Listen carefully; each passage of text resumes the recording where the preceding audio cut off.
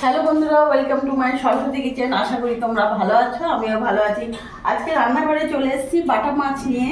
একটু একটু গরম পড়ে গেছে, তাই আজকে ঝিঙে আলু দিয়ে বাটা মাছের পাতলা ঝোল করব। তো তোমরা দেখতে থাকো আমি কিভাবে বানাই। তার জন্য আমি এখন গ্যাসটা ধরিয়ে নেব।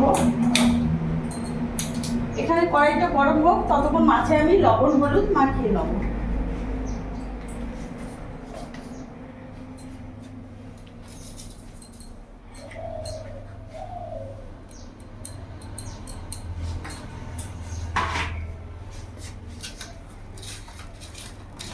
ভালো করে লবণ হলুদটা মাখিয়ে নেব।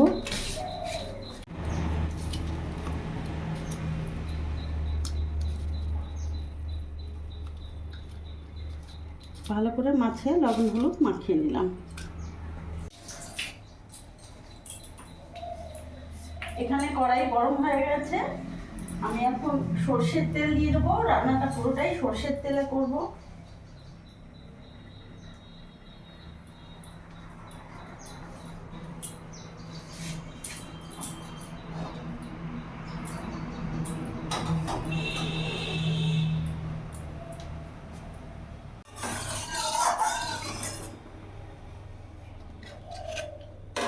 তেল গরম হয়েছে, আমি এক এক করে মাছগুলো ছেড়ে দেবো।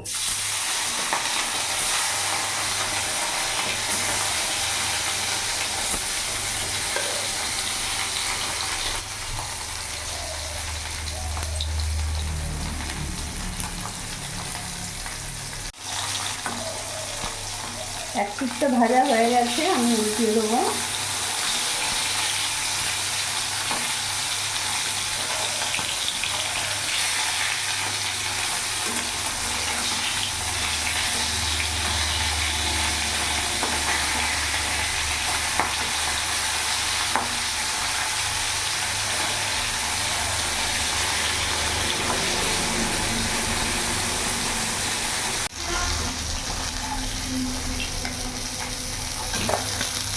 মাছগুলো ভাজা হয়ে গেছে, নামিয়ে ফেলবো।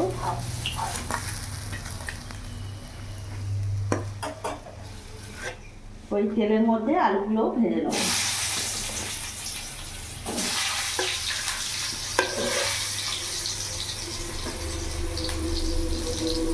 লবণ, সামান্য হলুদ গুঁড়ো দিয়ে দিলাম। আলুটাকে লাল লাল করে ভেজে নেব। আলুগুলো এখানে লাল লাল করে ভাজা হোক, ততক্ষণে একটা আমি মশলা বানিয়ে ফেলবো।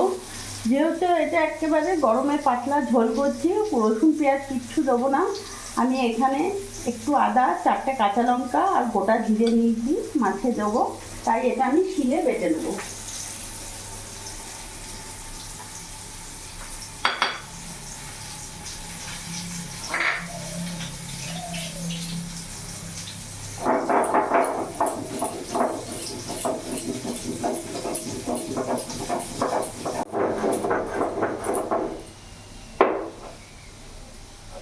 ভালো করে মিহি করে বেটে নিয়েছি।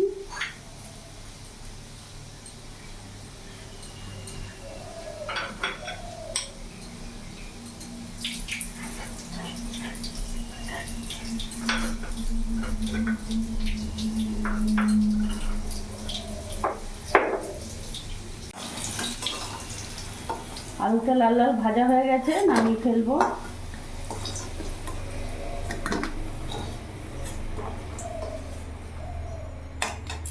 এরই মধ্যে ঝিঙ্গেটাকেও একটু ভেজে নেব।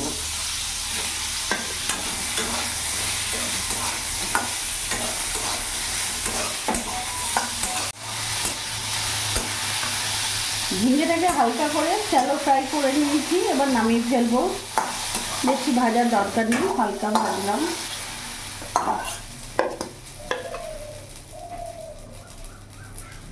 কড়াইয়ের মধ্যে আমি অল্প সর্ষের তেল দিয়ে দেবো। ফোড়নে গোটা জিরে দিয়ে দিলাম।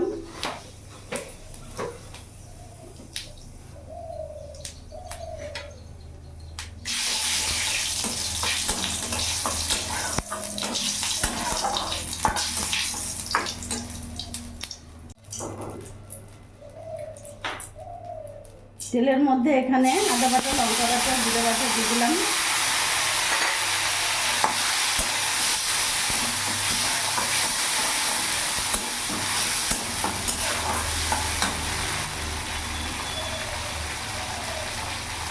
লবণ দিয়ে দিলাম, হলুদ গুঁড়ো দিয়ে দিলাম,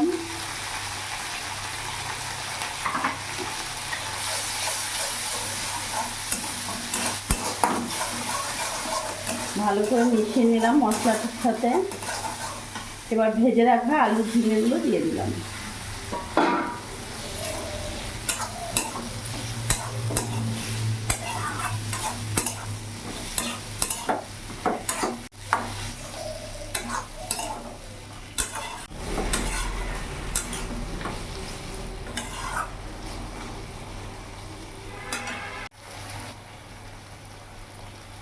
সামান্য একটু কাশ্মীরি লঙ্কা গুঁড়ো দিয়ে দিলাম।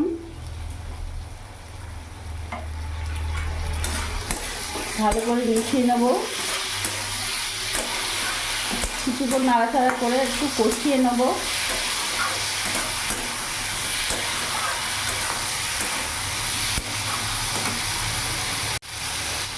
এর মধ্যে আমি জল দিয়ে দেবো।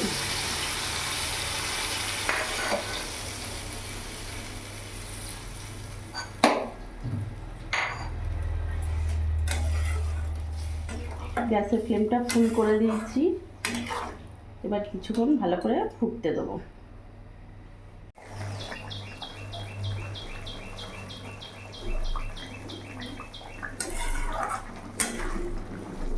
কিছুক্ষণ ধরে ভালো করে ফুটিয়ে নিয়েছি। এবার ভেজে রাখা বাটা মাছগুলো দিয়ে দেবো।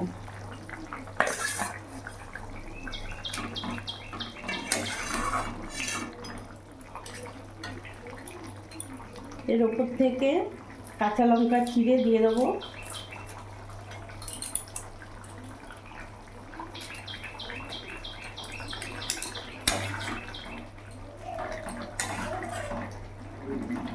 মাছ দিয়ে দিয়েছি। এবার মাছ দিয়ে আমি 2 থেকে 3 মিনিট একটু ফুটিয়ে নেব।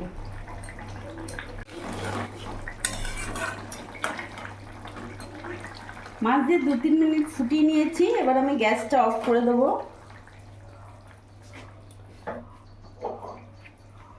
ঝিঙ্গে আলু দিয়ে বাটা মাছের ঝোল একেবারে রেডি।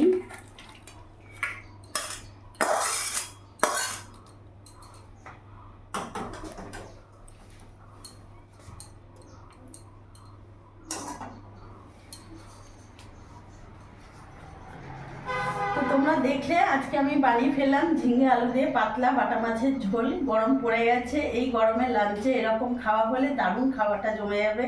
তো আমার এই ভিডিওটা যদি তোমাদের ভালো লাগে প্লিজ তোমরা লাইক করো, সাবস্ক্রাইব করো, আমার পাশে থেকো। আর তোমরা সবসময় ভালো থেকো।